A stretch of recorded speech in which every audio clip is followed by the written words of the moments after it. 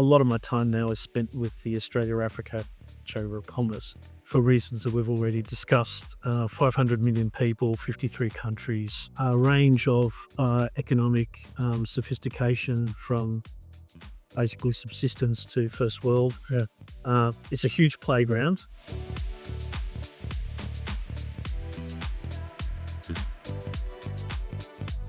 Welcome to another episode of the Global Trade Show. I'm your host, Lawrence Christoffelsz, and today with the absolute pleasure of being joined by one of Australia's most celebrated international trade experts himself, Bill Cole. Bill, wonderful to chat with you. Thanks for joining me on the show. Thank you, Lawrence, and a very generous introduction. I've seen you through the traps, and as I've come up in the international trade space, you've been basically a staple as an industry expert of so many events, so many speaking opportunities. Let's tell the audience, especially for our global audience, your background and how you came into international trade. What's the story behind Bill Cole? Well, Lawrence, it's taken a few turns. I was intending to be an archaeologist. Really? In the mid '80s, I found myself in need of a job quickly, so applied for the public service and became a customs officer. Right, and spent time in the enforcement side of that, but the second half of my career in customs was in the commercial area, and that was tariffs, preference and origin, anti-dumping, valuation, and the like. And that ultimately led me to joining a global automotive business, General Motors. Yep. And from General Motors, I took a step into consulting, so with PricewaterhouseCoopers and most recently BDO. All of those incarnations have been a facet of the magic ball that is international trade. And I think what my great joy and I suppose privilege has been to look at trade from so many different elements, and that has given me never a dull moment, and also a great deal of insight, I think, into how it was. Yeah. But I've been fascinated. I watched you on panels and presentations over the decades, and as you say, I think you've actually lived through so many of these changes with tariff implementations, free trade agreements. So there's so much experience and observations you've had the opportunity to go through. What's been some of the biggest challenges you think you faced in your career as a consultant, as a broker, or over the G?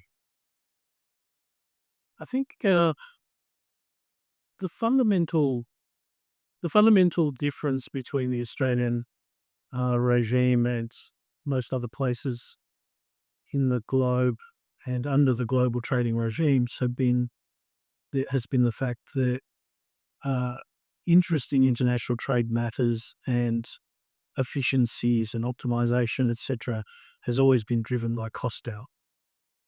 Most other jurisdictions have reacted to international trade frameworks in the first instance, from a perspective of compliance. So it's taken a very, very long time for the compliance train, I suppose, to roll into the station.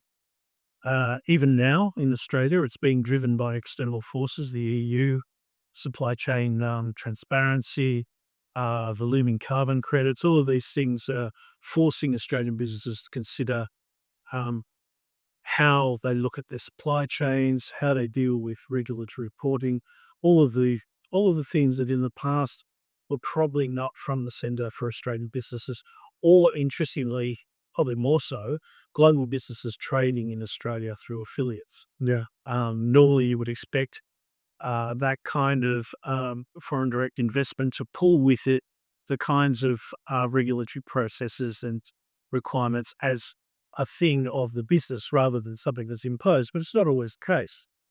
So there's certainly a degree of cherry picking around what foreign businesses do in Australia. Domestic businesses, of course, unless they take the various steps to move into global markets, of course, never touch it. So in many ways, we're less sophisticated in how we view international business and international trade coming together from a regulatory and a commercial perspective. Yeah, it's a wonderful observation because I think I agree with you totally, but I think Australian companies, in many ways, are sort of blinkered to what they should be looking at the broader globalization, if you like, as a general uh, topic, because we've been so reliant on the domestic side. We are far away from most other continents. We're a long way away from a lot of trading partners, and we are a relatively small population. So it is necessary but expensive and a bit more complicated to do the global trade. Um, the landscape, I'd love to get pick your brains on, you working for such a big organization like GM and consulting with so many other organizations through consultancy roles. The makeup of SMEs, mid-sized companies, and the bigger boys here in Australia, or bigger firms, um, that sort of seems to be mixed up a little bit. And some of those regions that they go after, I mean, I think it's being really exposed, if you like, over the last couple of years, especially that we have relied too heavily on traditional partners. What's your take on the makeup of the industry sectors and some of the markets that we traditionally and should be looking towards in the future? I'll take your sectoral point first. The increasingly, Australia is dogged by the fact that we've got instead of an economy that's becoming more complex, it's becoming simpler.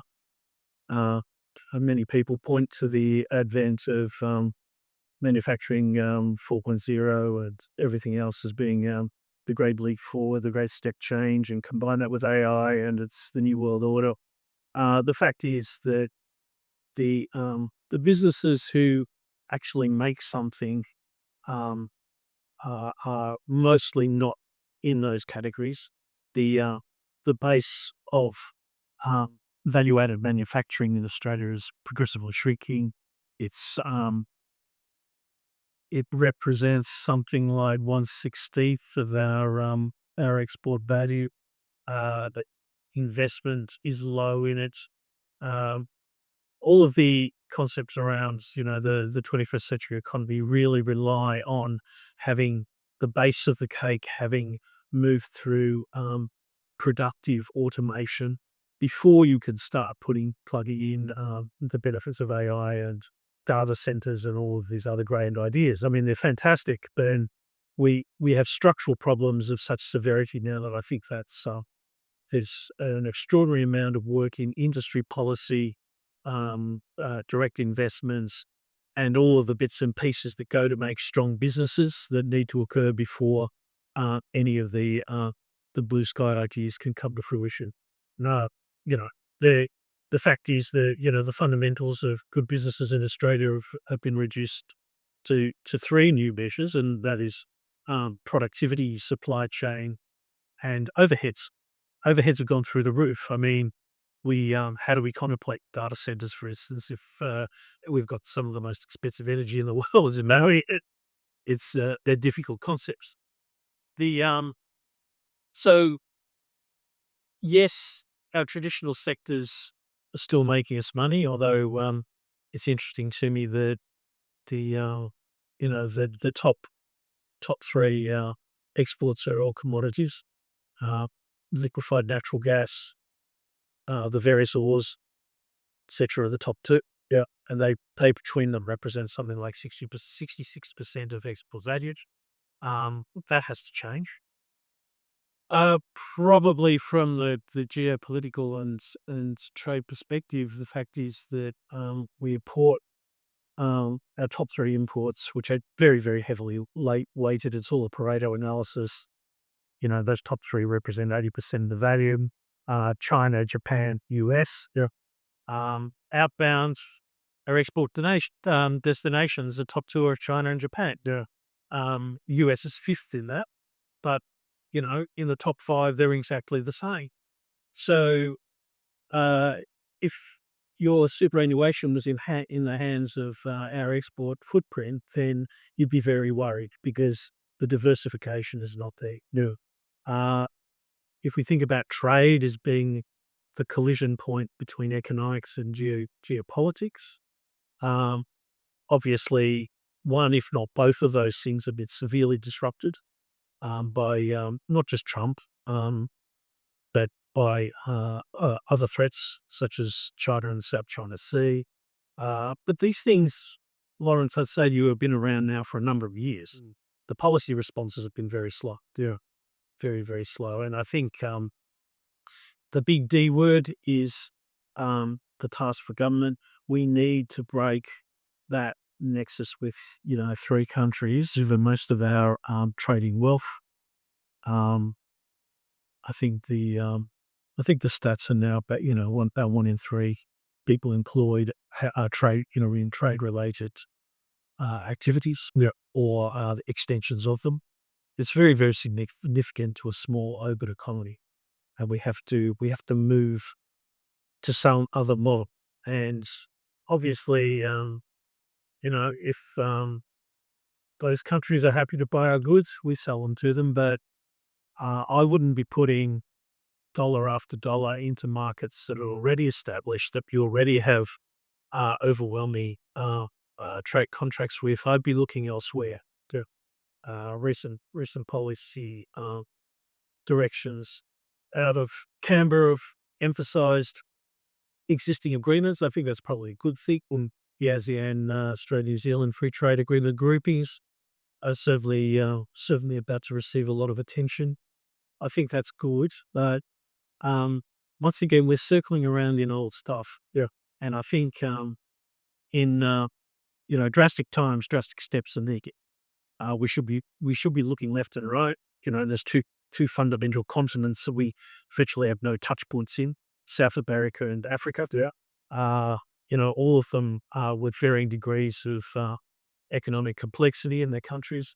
They're great opportunities for us, and we need to put in the basics so that our companies can trade with confidence into what are fundamentally exotic locations. Well, those two markets specifically, Bill, they've got the attention of China, major European nations. They're all looking towards Africa, South America for growth. And we know from a statistic perspective, massive young population, it's the trajectory is just going berserk. So yeah, I think it's great to have the diversification task force announced and all those type of things. But what I've seen is that, and I'd love to hear your thoughts, is that there used to be the NDG program that really helped companies to offset some of those costs to explore new markets. That seems to be, really almost pretty much useless now. It doesn't really cut anything through. There has to be more um, risk support, so to cover that type of risk that you mentioned before. So you know, Australian companies have to be protected in going after some of these new markets because without risk, there's no reward, and you've got to be able to balance it through. And I think it is the role of government across all levels to really support their exporters in trying these new markets.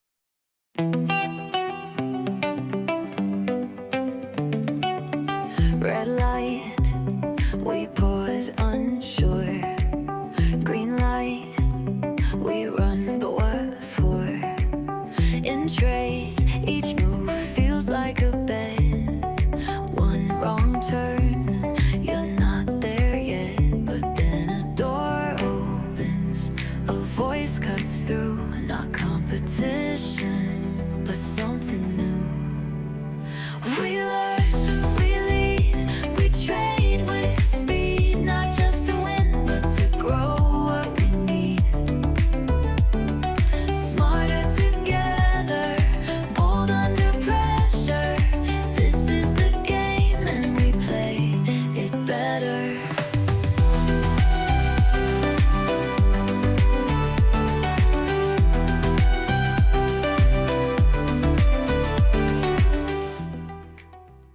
Well, your words are absolutely correct in my mind. I think if there's one single feature that I've come across in, I don't know, 35 years now, international trade in various roles, it's the low risk profile of Australian businesses. Do we have English? Do we have rule of law that's conversant with Commonwealth standards?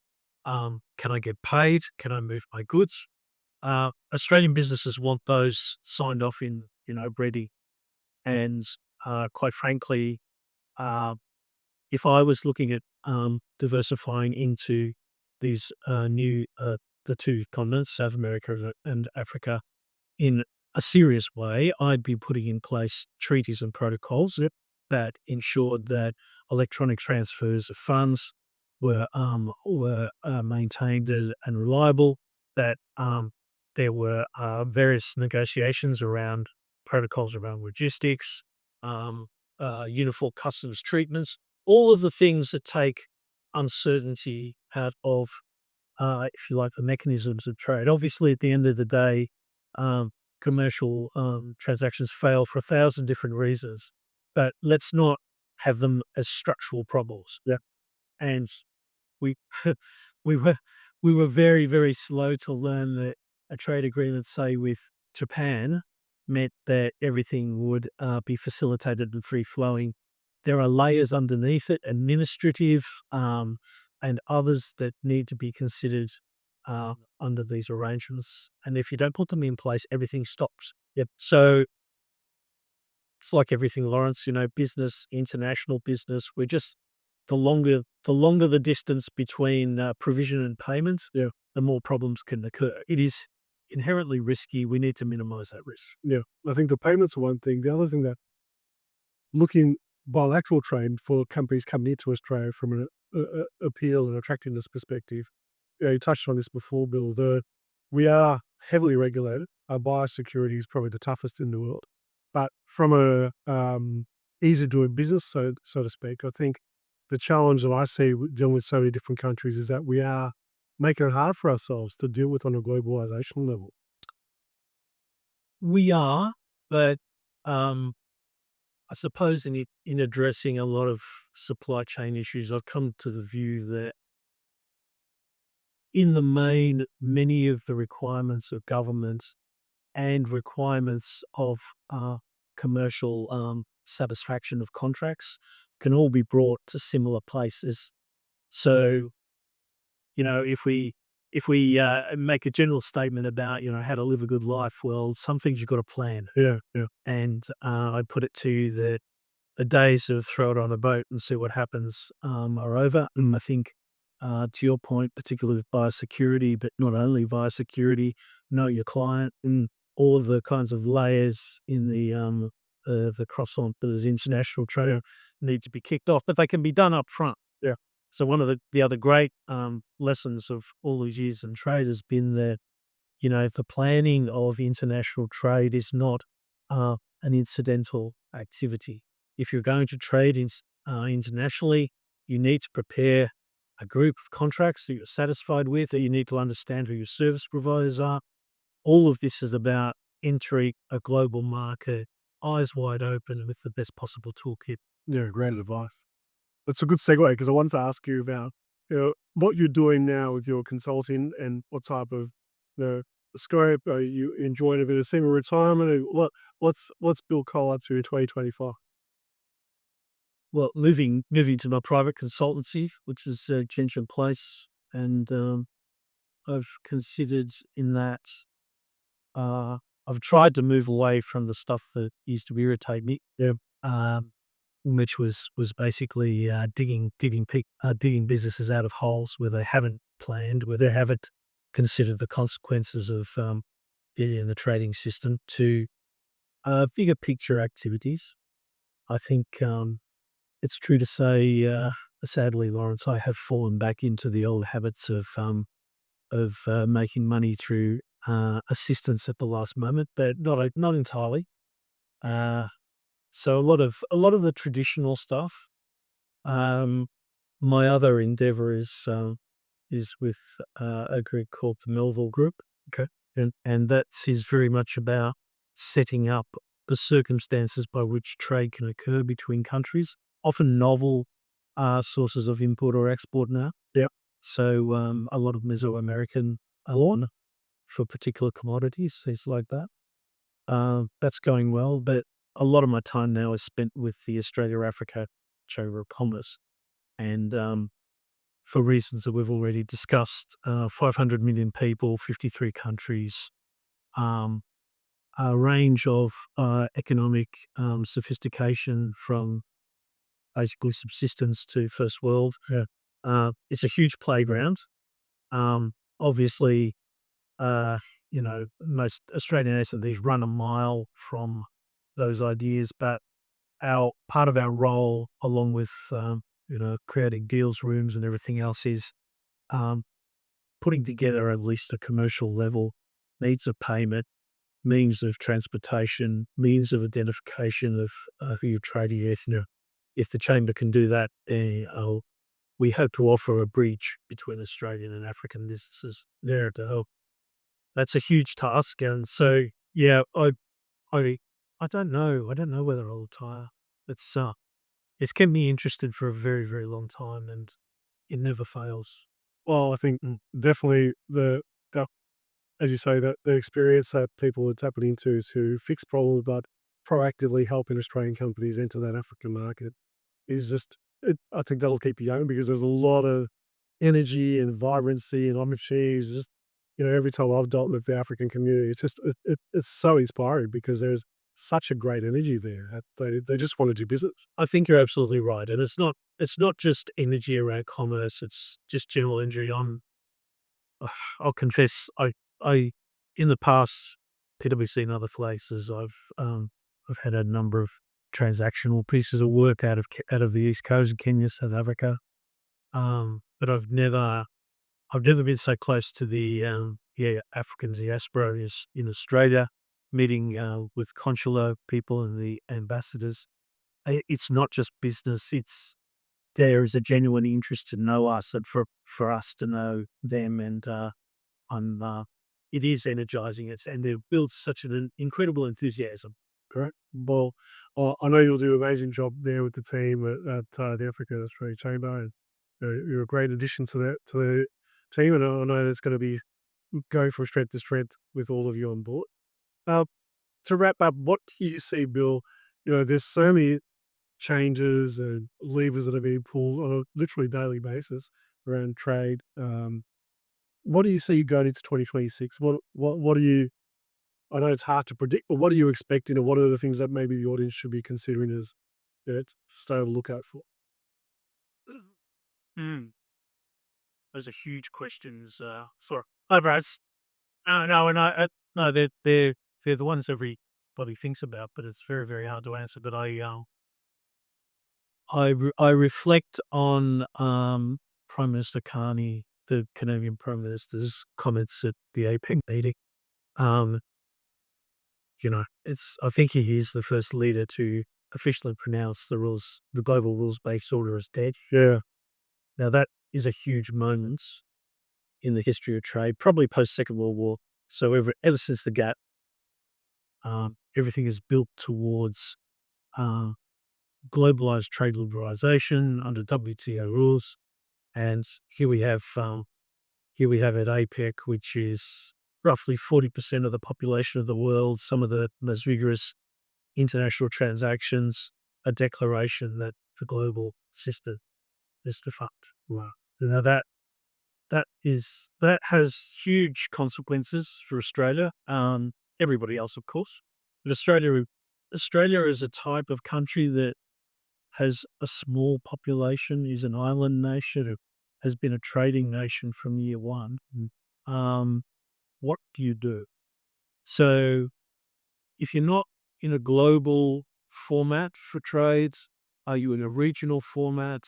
What do you do? And I think this is where the diversification argument comes into it, because a little bit like the Doha rounds with the WTO, yeah, you've got the rakers in the room still. So the US is there, the EU. Heaven's sakes, there isn't an EU country in our top 10 trading partners. which is ridiculous. Yeah. Now they're driving a lot of the changes that are affecting Australian firms. Our economic footprint with them is well, it's not minor, but it's not substantial. So part of me says we need to keep what we've got and stay with what we've got, but we need to vigorously pursue alternatives. We not only need a plan B, we need a plan C, we need a plan D. And that's as a destination for our exports, but also a source of imports, because I explained to you at the start how polarized our Very track overseas. so I think we need to bust open the cage, really, the mental cage. Yep.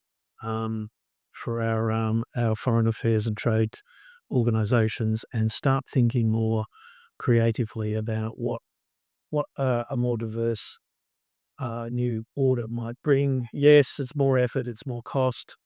People have to try harder, but I mean, we need to drive. We've got domestic requirements around the complexity of our economy that we need to drive. If we've got a market for things in Africa or South America that, for whatever reason, are not sourced elsewhere, let's build capability. Let's, find new ways of sweating the asset that we call Australia. We'll spend a vast amounts of money on educating our young, uh, of providing good transport and all of these wonderful things. We need to exercise it, and I don't think the answer is having 200 million people in Australia so we don't have to look elsewhere. I think the answer is engage. 100%. That's a great way to wrap up this great chat together, Bill. I always enjoy catching up with you. I learn so much, and I think your finger on the pulse across what's going on globally is so valuable. And obviously, that's what companies pick your brain for and engage you with as well. So congratulations on a great career so far, and so much yet to come, and all the work you're going to be doing with the Africa Australia Chamber as well. And mate, look forward to seeing you at many more events and speaking engagements, and hopefully we'll get you back on the show very, very soon. Thank you very much, Lawrence. It's always a pleasure. Great. Cheers. Thank you, Bill.